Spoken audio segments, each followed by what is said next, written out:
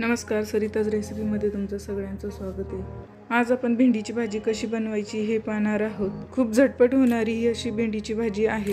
ही भाजी मोठ्यांच्या डब्यासाठी असो की मुलांच्या डब्यासाठी खूप चांगला ऑप्शन आहे। व्हिडिओ सुरू करण्याआधी जर तुम्ही माझ्या चॅनलवर नवीन असाल तर माझ्या चॅनलला नक्की सबस्क्राइब करा। चला तर मग जास्त वेळ न घालवता व्हिडिओला सुरुवात करूया। तर मी इथे पावशेरभर भेंडी घेतलेली आहे। ही भेंडी स्वच्छ धुवून पुसून घेतलेली आहे। आपल्याला भेंडी ही कोरडी करून घ्यायची आहे। आता आपण त्याचं वरचं देठ काढून घेणार आहोत।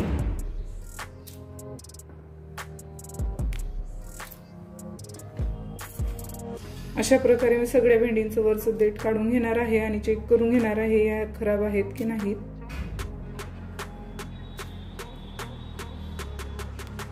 तर मी ते सगळ्या भेंडींचं देठ काढून घेतलेलं आहे। आता आपल्याला यांना बारीक कट करून घ्यायचं आहे।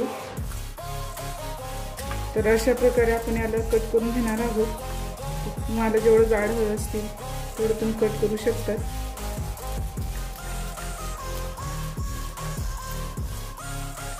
तर सगळी भेंडी आपली कापली गेलेली आहे।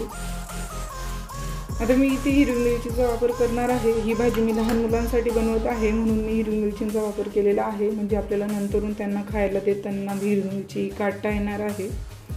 आणि इथे लसूण ही बारीक कट करून घेतलेली आहे। आता मी ती कढई गॅसवर गरम करायला ठेवलेली आहे।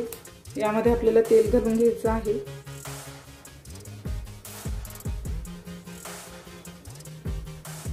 तर 2 मोठे चमचे तेल मी यामध्ये घालून घेतलेलं आहे।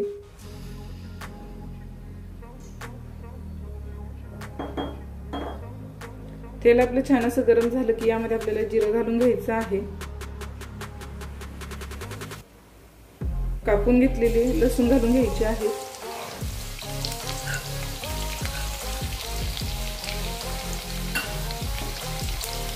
यांना आपल्याला परतून घ्यायचं आहे।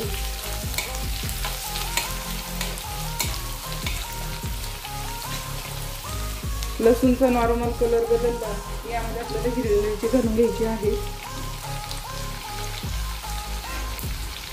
तुम्ही इथे तिखटचाही वापर करू शकता। ही भाजी आपल्याला 2 पद्धतीने बनवता येते। त्या भाजीची रेसिपी तुम्हाला हवी असेल तर मला कमेंट करून नक्की सांगा, मी तुमच्यासोबत नक्की शेअर करेन। आता लसूण आणि हिरवी मिरची छान अशी परतली गेलेली आहे। यामध्ये आपण कट करून घेतलेली भेंडी घालून घेणार आहोत।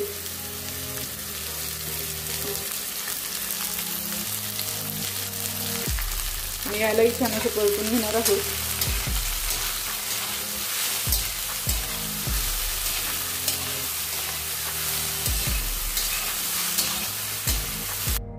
आता या भाजीला आपल्याला हाय फ्लेमवर 5 ते 6 मिनिटं सतत परतत राहायचं आहे।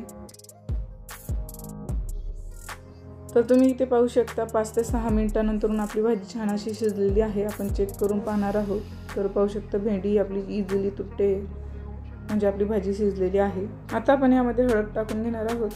तर मी अर्धा चमचा हळद यामध्ये टाकून घेतलेली आहे। मी चवीपुरतं मीठ घालून घ्यायचं आहे। आता याला आपल्याला परतून घ्यायचं आहे। तर आता आपल्याला 1 मिनिट या भाजीला परत परतून घ्यायचं आहे। तरी इथे आपली भाजी तयार झालेली आहे। खूप सोप्या पद्धतीने ही भाजी आपण बनवून पाहिलेली आहे। तुम्ही ही एकदा नक्की ट्राय करा। तर इथे आपली भेंडीची भाजी तयार झालेली आहे। ही रेसिपी तुम्हाला कशी वाटली हे मला कमेंट करून नक्की सांगा। माझ्या चॅनलवर नवीन असाल तर माझ्या चॅनलला नक्की सबस्क्राइब करा। हा व्हिडिओ जर तुम्हाला आवडला असेल तर व्हिडिओला लाईक करायला अजिबात विसरू नका। Thank you.